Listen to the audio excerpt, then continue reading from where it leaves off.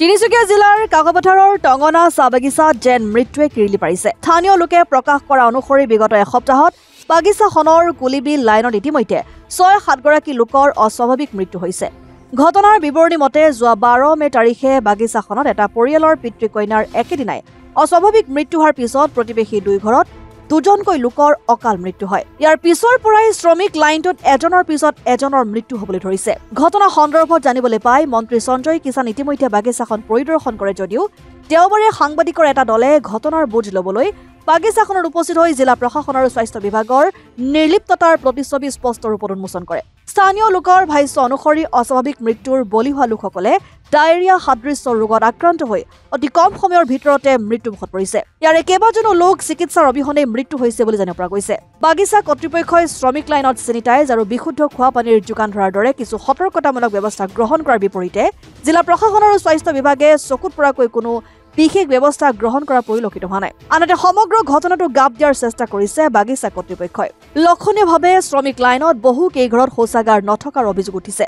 প্ৰশ্ন হৈছে বাগিচাখনত এনে অস্বাভাৱিক মৃত্যুৰ প্ৰকৃত কাৰণ কেতিয়া উদ্ভাৱন কৰিব জিলা প্ৰশাসন নতুবা স্বাস্থ্য বিভাগে।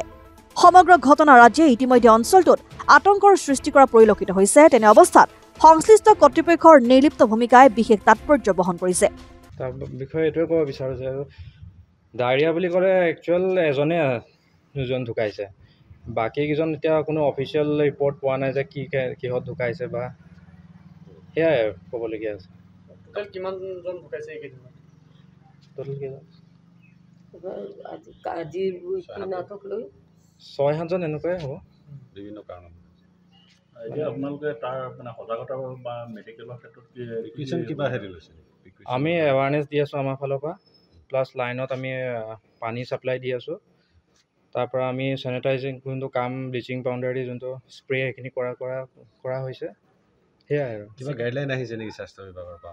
গাইডলাইন চাইছে আমি যেনেকৈ আমি ছানডে এইটো কি কয় দৰমহা পালে যোনটো মাৰ্কেট হয় সেই মাৰ্কেটতে আমি পূৰা ট'টেলি বন্ধ কৰি দিয়া হৈছে।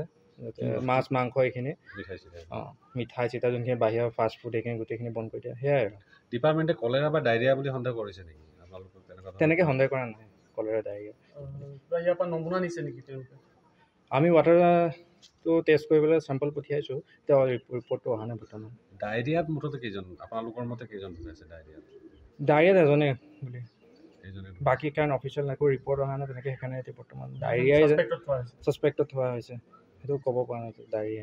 অসম আদিত্য, কাকপথাৰ।